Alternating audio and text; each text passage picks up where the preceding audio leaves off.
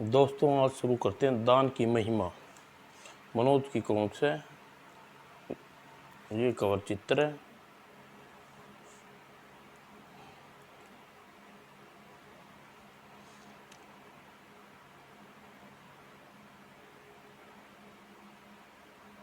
बहुत साल पहले की बात है। एक गांव में एक गरीब लड़का चंदन अपनी अपाहिज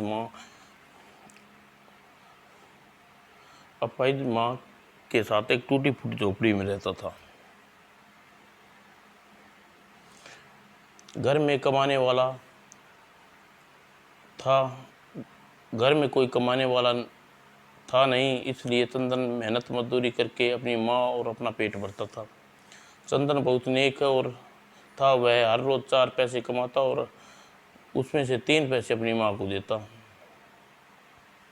1 पैसा वो गरीब दुखी को दान में दे देता। बड़े बूढ़ों को कहना था कि दान से उसे पुण्य मिलता है। एक दिन उसकी माँ को यह मालूम हुआ तो उसने इस फजूल खर्ची पर बड़ी क्रोधित हुई। अरे नालायक, तू बिना मुझसे पूछे आज तक इतने पैसे बर्बाद करता रहा। मेहनत करता है, 4 पैसे कमाता है, उसमें से 1 पैसा घर खर्च व्यर्थ में उड़ा देता है। ठहर जा, अभी तेरी अकल ठिकाने लगाती हूँ। उफ माँ, मेरी तो सुनो।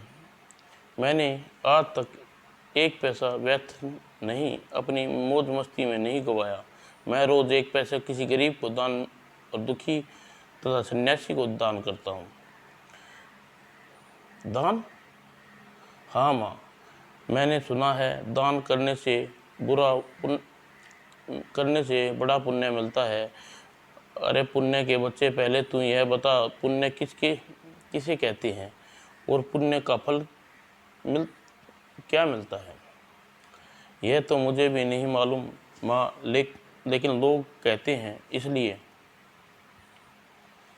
माँ ने उसकी पिटाई करनी शुरू कर दी। अरे मूर्ख, जब तुझे पुण्य का मतलब ही नहीं मालूम तो फिर क्यों बगैर सोचे समझे अपनी मेहनत की कमाई रोज 1 पैसा मुफ्त में ही बांटता है? बोल बता मुझे। हाय मर गया। और उस दिन उसने उतारने के बाद उसकी जान पर बनकर भागा। माँ, ईश्वर के पास जा रहा हूँ, अब मैं कभी घर नहीं लौटूंगा। जब ईश्वर मुझे बताएंगे बिना दिए दान से क्या पुण्य होता है, तब तक पुण्य का फल कहाँ मिलता है। ठहर जा शैतान, जाता कहाँ है? मैं तुझे बताती हूँ दान से क्या फल मिलता है। लेकिन माँ चंदन को नहीं पकड़ पाई। चंदन घर से दूर निकल आया। घर से तो निकल आया, लेकिन अब ईश्वर को तलाशूं कहाँ? खैर, जब भगवान की तलाश में निकल पड़ा तो अब ढूंढ कर ही दम लूँगा। चलता चलता वह एक घने जंगल में पहुंचा और एक पेड़ के नीचे बैठकर सुताने लगा। और प्यास से उसका बड़ा जोर से भूख और प्यास लगी थी। लेकिन इन जंगल में भला पानी और भोजन कहाँ से मिलता? सिर दिए हुए सोच विचार करता हुआ बैठा रहा और जिस पेड़ के नीचे चंदन सोया था उसी पेड़ पर झाड़ियों पर घास फूस एक झोपड़ी बनी हुई थी। वह झोपड़ी में एक बूढ़ा और एक बुढ़िया रहते थे। बूढ़ा भीख मांगकर किसी तरह अपना और अपनी पत्नी का पेट भरता था। उसी दिन जब बूढ़ा पास के गांव में भीख लाकर वापस लौटा, अरे यह बालक शायद नींद में है, इसलिए से जंगल में कैसे चला आया? चेहरे से काफ़ी बच्चा और भूखा प्यासा लगता है। मैं अपने घर ले चलता हूँ, वरना रात को यहाँ ठंड से मर जाएगा। और बूढ़ी ने चंदन को जगाया। बेटा, कौन हो तुम और इस जंगल में क्या कर रहे हो? तुम्हारे माता पिता कहाँ रहते हैं? मेरा नाम चंदन है। मैं बाबा, मेरी घर छोड़कर मैं इस दुनिया में मेरा कोई नहीं है। बाबा और माँ को छोड़कर मेरा इस दुनिया में कोई नहीं है। मैं ईश्वर की तलाश में निकला हूँ। इस और फिर चंदन ने बूढ़े को सारी बात बता दी। सब सुनकर बूढ़ा बोला, बेटा बेटा सुनो बेटा, रात होने वाली है। इस समय तुम्हारा आगे बढ़ना ठीक नहीं है। पास में हमारी झोपड़ी है, मेरे साथ मेरे घर चलो। जो रखा सूखा लोग खा लाया हूँ वह मिलकर खा लेंगे और रात मेरे घर पर गुजारना। सुबह होते ही अपने भगवान की तलाश करना। ठीक कहा बाबा, आप मुझे कोई आपत्ति नहीं है। और बूढ़ा चंदन को लेकर अपने घर में गया। देखो भगवान, मेरे साथ कौन आया है? कौन है यह सुदृढ़, और इसे यहाँ क्यों उठा लाए? इसका नाम चंदन है। यह भगवान की तलाश में निकला है। रास्ते में भूखा प्यासा मिला, मैं इसे यहाँ ले आया। चाह ये भी हमारे पास रहेगा, सुबह होकर चला जाएगा। यह लो पोटली, इसमें 2 रोटी और थोड़ी सी सब्जी है। इसके 3 जय बांट कर खा लेंगे। क्या कहा, 3 रोटी? हाँ भगवान, यह बेचारा बहुत भूखा है। अजी ऐसा है, बुढ़ापे में तुम्हारा दिमाग खराब हो गया है। वो 2 रोटी लाए हो, वह उससे भी इस मनुष्य का हिस्सा देने की बात कह रहे हो? धक्का देकर निकालो, चलता करो इसे। यह तुम क्या कह रही हो भगवान? किसी मेहमान के लिए भला ऐसा कहते हैं? यह मासूम बालक है, बस रहने दीजिए। अपनी दयालुता घर नहीं दाने, अम्मा चली बुनाने। सुनिए जी, आप कुछ भी खिलाइए, मर्जी खिलाइए, लेकिन मैं अपने हिस्से की रोटी का एक टुकड़ा नहीं दूंगी। लीजिए अपने हिस्से की एक रोटी और सब्जी। अब इसमें आप ये लड़के को खिलाइए या खुद खाइए। उसने बुढ़िया अपना हिस्सा की रोटी खाने लग बैठ गई। ले बेटा, यह रोटी खा ले। वैसे भी मुझे आज बिल्कुल ज़ोरों से भूख लगी। मुझे आज बिल्कुल भी भूख नहीं है। ओह! और चंद नबे बूढ़े की बात सच समझी और रोटी खाने लग गया। निस्संदेह ही मुझे इसी घड़ी ज़ोरों से भूख लगी रही है, लेकिन बालक को अपना हिस्सा खिलाकर मन में बड़ी शांति मिल रही है। और रोटी खाने के बाद चंदन ने एक कोने में जाकर गहरी नींद सो गया। बूढ़ा और बुढ़िया भी एक तरफ सो गए। सुबह उठते ही चंदन भगवान की खोज में निकल पड़ा। हे प्रभु, इस मासूम की मुराद अवश्य पूरी करना, वरना इसका दिल टूट जाएगा। वजी, अब दरवाजे पर खड़े क्यों हो? मनुष्य को टुकर टुकर देख रहे हो? अब काम पर नहीं चलना क्या? जाता हूँ भगवान, जाता हूँ। और बूढ़ा भीख मांगने के लिए चला गया। लेकिन भगवान की इच्छा, उसी रात बुढ़िया और बूढ़ा रंग खा पी कर गहरी नींद सोए थे तो झोपड़ी में आग लगी। बचाओ बचाओ, हाय बचाओ। और जंगल में बुलाओ बचाने कौन आता? बूढ़ा और बुढ़िया में झोपड़ी में जलकर मर गए। उधर चंदन भगवान की तलाश में चलता रहा। जब आगे जाता तो भूख सताती और फूल खाकर किसी तरह सरोवर का पानी पी लेता। और इसी तरह वह सफ़र करते करते उसे वर्ष बीत गया। और एक दिन, ओह ओह प्रभु, कहो तुम मेरे पास आओ, मेरी जिज्ञासा शांत करो। तभी ओह नागराज, ए लड़के ठहरो, वरना मैं तुम्हें डस लूँगा। नागराज, कृपया मेरा रास्ता रोकिए, मुझे भगवान की खोज में जा रहा हूँ। भगवान के पास? लड़के, लेकिन किस लिए? यह जानने का चाहता हूँ कि दान करे क्या पुण्य मिलता है और पुण्य का क्या प्रताप होता है। ओह। कुछ विचार करने के पश्चात सांप बोला, ठीक है, तुम ईश्वर से अच्छा प्रसन्न करने जा रहे हो, इसलिए मैं तुम्हें रोकूंगा नहीं और मेरा एक काम करना होगा। कहिए नागराज, में आपका क्या काम है। नागराज ने आंखों से आंसू आ गए। यदि तुम्हें भगवान मिल जाए तो उससे पूछना कि नाग का उद्धार कैसे होगा, और वह शरीर बहुत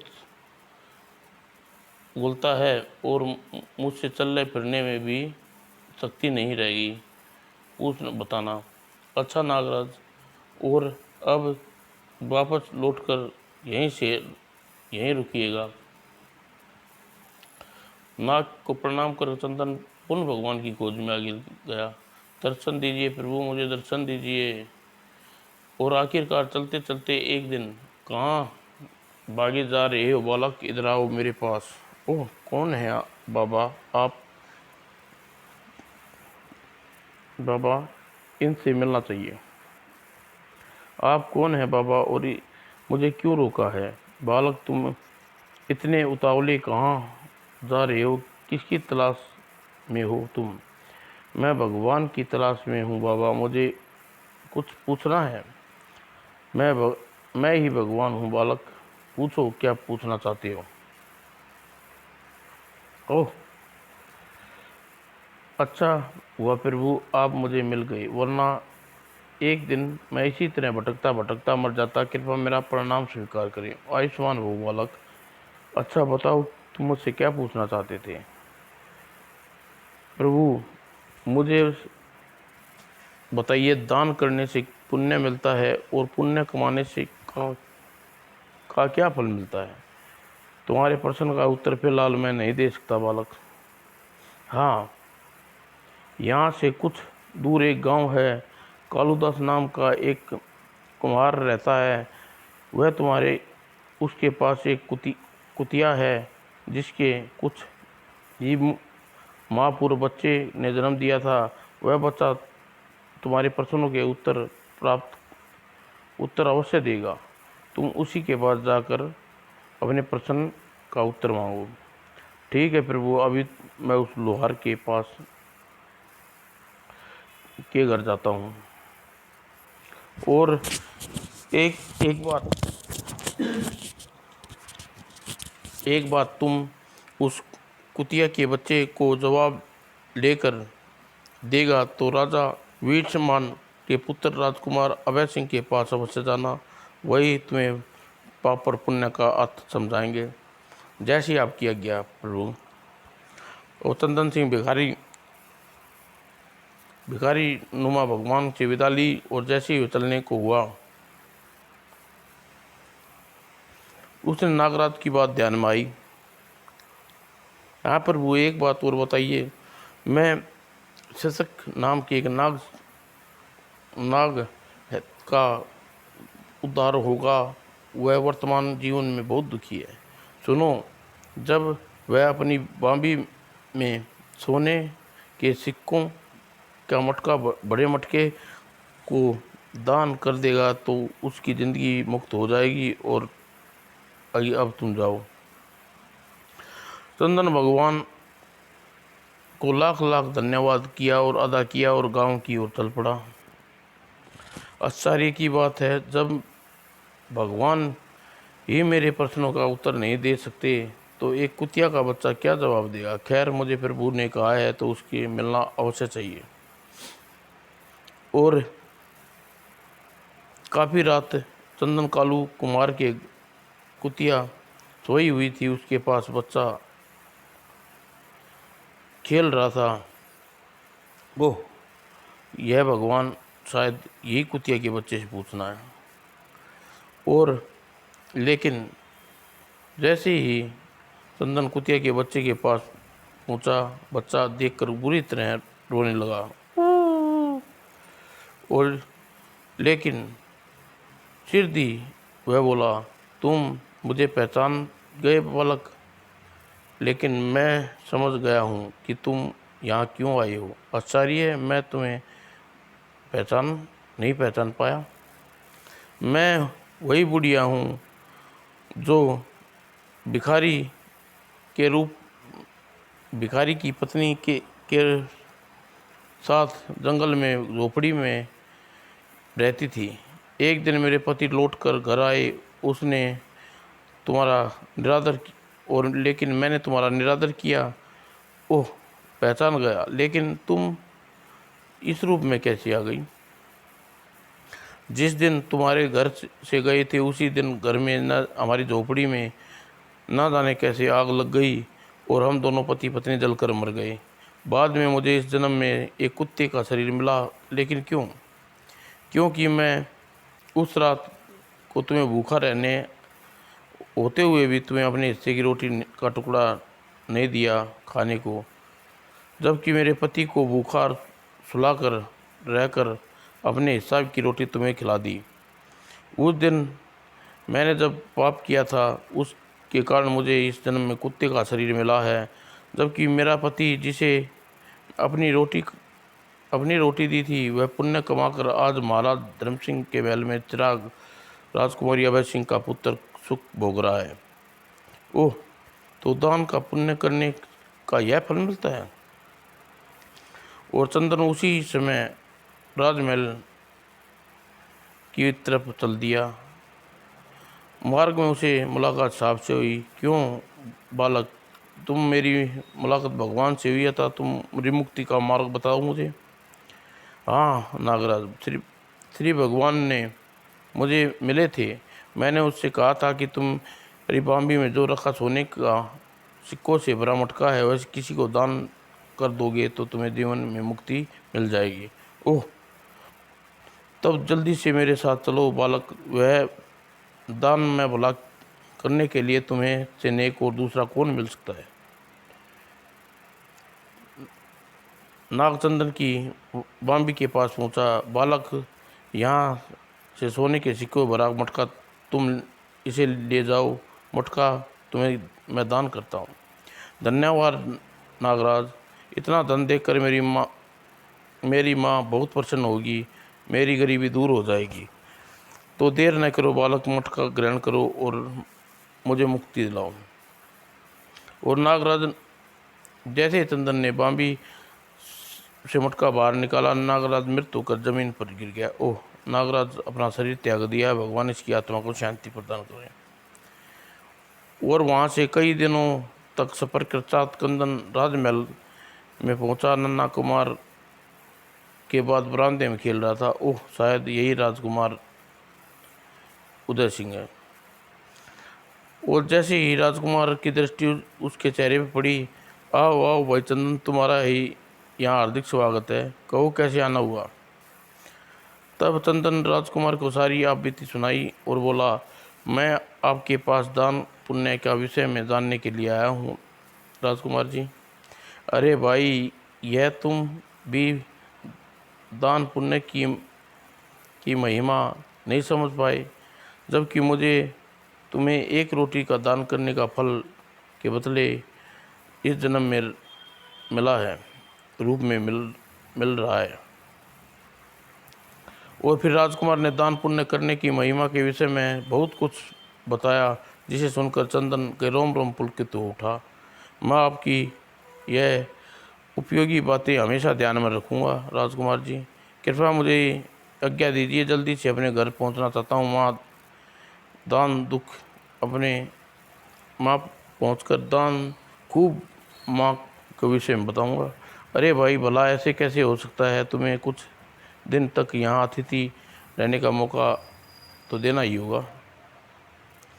और राजकुमार बार बार आग्रह करने पर चंदन कुछ दिन के लिए राजमहल में रुक गया। और उसके बाद राजकुमार अपने घर गया और घर जाकर उसकी माँ के पास पहुंचा। और बेटे चंदन, तू आ गया? इतने बरस तू कहाँ रहा मेरे लाल? तुझे देखे बगैर मेरी क्या दशा हो गई है। तब चंदन ने अपनी माँ को सारा किस्सा सुनाया और सोने के सिक्का का भरा मटका दिखाया। और देखकर मुस्कुराकर उसकी माँ पागल हो उठी। आह, तू कितना होनहार है, नेक है, और मुझे अपने बेटे के रूप में पाकर मुझे गर्व है। धन्य है तू जिसने बेटे के जीवन को भगवान के दर्शन कर लिए। और तभी वहाँ एक आवाज़ गूंजी, सुनो बालक, जब तुम्हें और तुम्हारी माता दान पुण्य की महिमा के बारे में मालूम हो ही गया है, तो दान करना और पुण्य पुण्य है। रोटी का भी दान, जिसे तुम बूढ़ा भिखारी राजकुमार बना दिया, और तुम ऐसे दान का दान करो जो जिससे पुण्य मिले। धन्य है प्रभु आप, आज से मेरी आँखें खोल दी। सच में आपने जो आपसे पैदा किए गरीब दीन दुखी सेवा करते हैं, वह देता है आप ही देते हैं। सेवा करते हैं उसके दाता आप ही हैं। इसके बाद चंदन और उसकी माँ आदरपूर्वक रहने लगे और उनके पास धन था। उसे जीवन में फिर कभी किसी वस्तु की कमी न हुई, लेकिन यह बात भी थी कि जब भी कोई दीन दुखी सेवा और दान पुण्य करते हुए जिए। जंगल में दंगल। प्यारे बच्चों, आज यह बात अच्छी तरह जानते हैं कि जंगल में पशुओं पक्षी शेर सबसे ज़्यादा हिंसक और शक्तिशाली माना जाता है। उसके नकुले लंबे एवं तेज पंजे किसी पशु की वश नहीं चलता, इसलिए छोटे मोटे जानवरों को लेकर ठनी चीते आदि दूर रहते हैं। कारण है कि हम वन के राजा कहकर संबोधित करते हैं।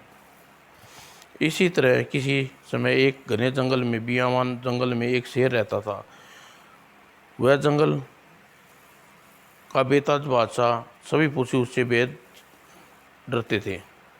एक दिन शेर महाराज शिकार की खोज में निकले, लेकिन काफ़ी ताक झाक करने के बावजूद भी उसे कोई शिकार नहीं लगा। उस दिन छिपने को आया, अभी तक खाने का एक बकरे का बच्चा भी नहीं मिला। लगता है आज सिर्फ पानी पीकर ही सोना पड़ेगा।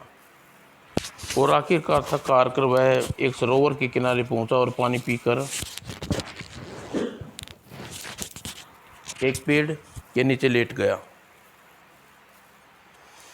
जब जंगल में अन्य पशु पक्षी शेर महाराज की गुर्राने और की आवाज़ नहीं आई, तो वह समझ गए शायद वनराज अपने मांद में लौट गए हैं। अब हमें डरने की आवश्यकता नहीं है।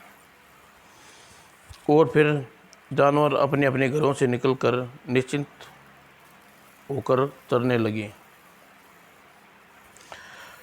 एक हिरण ने बदकिस्मती से चरते चरते वह पोखर के ओर निकल आया, जिसके निकट वह शेर महाराज सोया हुआ था। ओह, पानी की प्यास लगी है, ओह प्यास लगी है, अपनी प्यास बुझाऊं। और निश्चित होकर पोखर से पानी पीने लगा, लेकिन उसकी मौजूदगी का शेर की मौजूद से बिल्कुल अनिभित था। और शेर की दृष्टि हिरण के पर पड़ चुकी थी। वह खिला उठा। ओह, हिरण खुद ब खुद शिकार चला आया।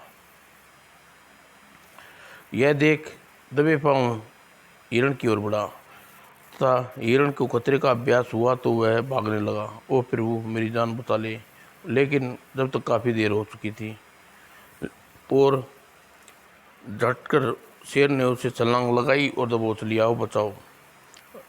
किंतु उस जंगल में किसी की इतनी हिम्मत नहीं थी हिरण की मदद करे। और पलक झपकते ही क्रोधते ही शेर ने हिरण को चीर फाड़ कर रख दिया। और बहुत जोरों से भूख लगी थी, इसलिए वह हिरण की लाश घसीट कर पेड़ के नीचे ले गया और जल्दी उसका मांस खाने लगा।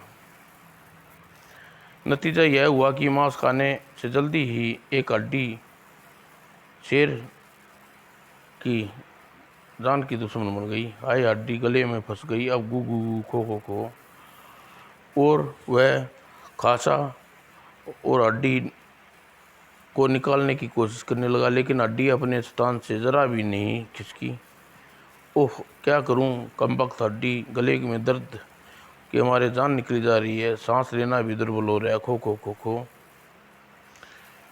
और सीधी उसका गला गाल बल्ला तरबूज की तरह फूल गया और वह ज़मीन पर गिरा और बुरी तरह छटपटाने लगा। आए मेरी कोई मदद करो, गुर गुर गुर, आए मदद करो। और शेर की किस्मती थी कि कुछ ही दूर एक बुगला पानी पीने के लिए निकटवर्ती सरोवर पर आया था। पानी पीने के बाद वह पेड़ पर डाल पर बैठा, तभी उसकी शेर निगाह पड़ी और वह पकपका उठा। आए मैं मर गया रे, कोई मदद करो। उफ, आह, इस कैसे हो गया है, मालूम करना चाहिए। ये ईश्वर, कोई मेरी मदद करो। और बुगला तुरंत ही शेर के पास पहुंचा। क्या हुआ वनराज, आप इस तरह से धरती पर क्यों करा रहे हो? क्या कोई मदद की आवश्यकता है? बड़ी कठिनाई से शेर ने स्वर में बोला, अरे मेरे गले में हड्डी फंस गई है मित्र, वह हड्डी मेरी जान लेकर छोड़ेगी। तब ठीक है वनराज, आप श्वास को दबाकर बाहर निकालिए, कोशिश कीजिए। तभी तमाम कोशिशें कर हार चुका हूँ मित्र, हड्डी क्षण भर भी मेरी पीड़ा को बढ़ाई जा रही है। तुम मेरी थोड़ी मदद करो, हो सकता है तुम अपनी मदद से प्राण बच जाएं। अवश्य वनराज, आप हुक्म कीजिए।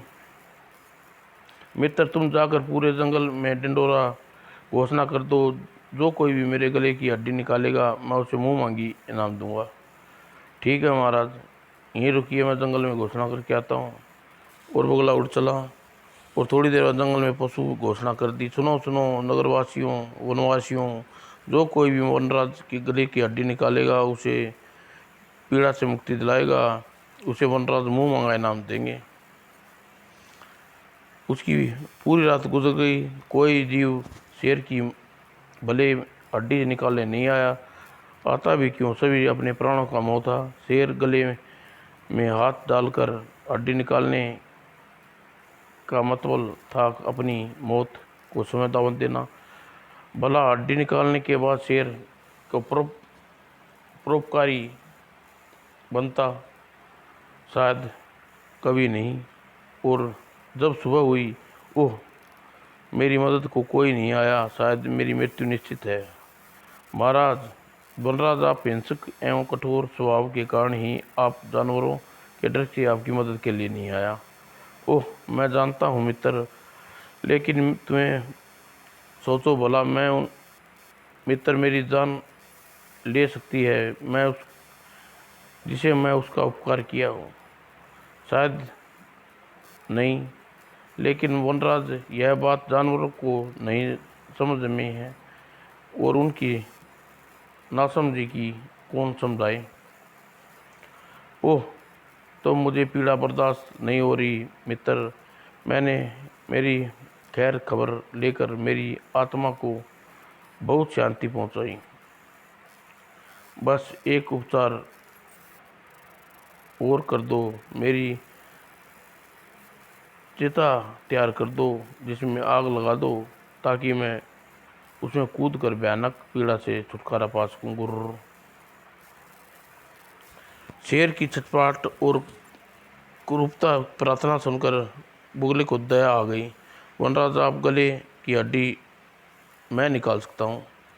अरे मित्र, फिर इतनी देर क्यों लगा रहे हो? जल्दी निकालो हड्डी, मैं तुम्हारा एहसान जीवन भर नहीं भूलूंगा, तुम्हें ढेर सारा इनाम भी दूंगा। जल्दी करो मेरे भाई। लेकिन महाराज, मुझे एक डर है, हड्डी निकालते ही आपका मुंह के भीतर जाना पड़ेगा। यदि आप हड्डी निकलने के साथ मुंह बंद कर लिया तो? खो खो, अरे मित्र, यह तुम कैसी बात कर रहे हो? भला मैं तुम्हें क्यों खाऊंगा, मेरी इतनी मदद कर रहे हो? तुम नाक की भयभीत हो रहे हो मित्र। मैं वचन देता हूँ कि तुम्हारी जान जीवन भर मदद करूँगा, तुम्हारा हर सुख दुख में काम आऊँगा। बस अब देर न करो, जल्दी से मुझे भयानक पीड़ा से मुक्ति दिलाओ। आह कर कर कर। और जितना दयालु था उतना ही बुद्धिमान था बुगला। वह समझ गया था संकट में फंसा है, इसलिए मैं खुद कर रहा है। हो सकता है हड्डी बाहर निकलने पर यह नियत बदल जाए और वह मुझे चट करने की क्षण भी देर न लगाए। आखिरकार अपना स्वभाव कैसे बदल सकता है, लेकिन मन ही मन उसकी मदद करने का भी कर रहा था, इसलिए करना फिर क्या करना चाहिए। सोच विचारने के बाद बुगले ने एक तरकीब सूझी। यह ठीक रहेगा, इसके मुंह में एक लकड़ी फंसा देता हूँ ताकि यह तुरंत मुंह बंद ना कर सके। और बुगले के पास जमीन में एक छोटी परंतु मजबूत लकड़ी उठाकर मुंह में सीधे फंसा दी। वनराज थोड़ा धैर्य रखना, मैं अभी आपके मुंह में खुलकर 72 हड्डी को बाहर निकालता हूँ। और उसके बाद बुगला निश्चिंत होकर भीतर शेर के मुंह में घुसा और अपनी लंबी चोंच से हड्डी निकालने की कोशिश करने लगा। तभी आह निकल गई। शेर के गले की हड्डी निकालने के साथ ही बुगले ने चोंच मारकर वह फंसी लकड़ी भी गिरा दी और बिना शेर की आज्ञा लिए प्रतीक्षा कर उड़ गया। हड्डी निकल जाने के बाद शेर को जैसा नया प्राण मिली। अब जाने में जान आई है, लेकिन कमबख्त बुगला कहाँ चला गया। खैर जाने दे, मुझे इस समय मुझे खाने की स्थिति में नहीं हूँ, अपनी मौज में चलता हूँ। दूसरे दिन शेर फिर एक पोखर के किनारे बैल का शिकार किया। आज शिकार खूब मोटा है, तगड़ा फंसा है, लेकिन आज आराम से भोजन करूँगा, परसों की तरह जल्दबाजी नहीं करूँगा। और संयोग से बुगला पेड़ पर बैठा था। आज वनराज तो बड़ा तगड़ा शिकार हाथ लगा है, देखना चाहिए सिंहराज मेरा उपकार याद है या नहीं। और वनराज, मुझे जोर से भूख लगी है, थोड़ा सा मांस मुझे भी खाने को दे दो। सुनकर शेर क्रोधित उठा। कौन है तू? किसने मेरे यार हिस्सा मांगना है? कमबख्त गुर्र। अरे मैं हूँ वनराज। अरे कौन है तू? जरा नीचे आओ। आप मुझे इतनी जल्दी भूल गए वनराज? कल ही तो मैंने आपके गले की हड्डी निकाली थी। ओह, तो तुम हो? क्या चाहते हो? आप बड़े जोर से भूख लगी है वनराज, एक मांस का टुकड़ा मुझे भी दे दीजिए। अरे मूर्ख, अपनी जान की सलामती चाहता है तो तुरंत यहाँ से भाग जा, किसी नदी में जाकर मछली खाकर अपना पेट भर। तू तो जानता है इस जंगल का राजा हूँ, अपना आहार किसी को नज़र उठाकर देखने की इजाज़त नहीं देता। लेकिन कल तो आप अपने गले की हड्डी निकलवाने के लिए मुंह मांगा इनाम देने को तैयार थे। अरे मूर्ख, वह इनाम तो तू पा कर ही चुका है। मेरे मुंह में घुसकर तू जिंदा वापस निकल गया, क्या यह पुरस्कार तेरे लिए कम है? हा, मैं जानता सिराज कि मतबल निकलने के बाद आप ऐसा ही कहेंगे, इसलिए मैंने आपके मुंह में हड्डी निकालने का एक काम कर दिया था। आपके मुंह में हड्डी का टुकड़ा फंसा आपके मुंह में लकड़ी का टुकड़ा फंसा दिया था, वरना वह शायद आज का सूरज न देख पाता। बुजुर्गों ने ठीक कहा था, वनराज दुष्टों जिसकी जीवन बचाई उसकी भलाई अपनी भलाई समझनी चाहिए। गुर्र। और फिर बुगला आकाश में उड़ गया और शेर अपना आहार करने में व्यस्त हो गया।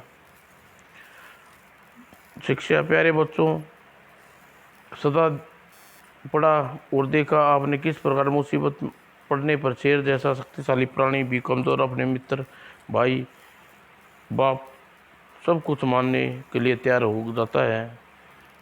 उसका मतलब निकल जाने पर लेकिन बच्चों, इस तरह नेक और दयालु का मार्ग नहीं बदलने उसी तरह आप नेक और रास्ते पर चलो। नेकी करते रहना चाहिए। बुगला की तरह दुष्ट जैसे इंसानों के साथ अपने नेकी करनी पड़ी, तो इतना ध्यान रखना कि दुष्ट और दयालुता बरतने के समय बुद्धिमानी बुगले की तरह आप भी अपने बचाव का मार्ग पहले खोज लेना, ताकि बुगले के समान आप भी दुष्ट लोगों के शिकार का नुकसान ना पहुंचा पाए। समाप्त दोस्तों।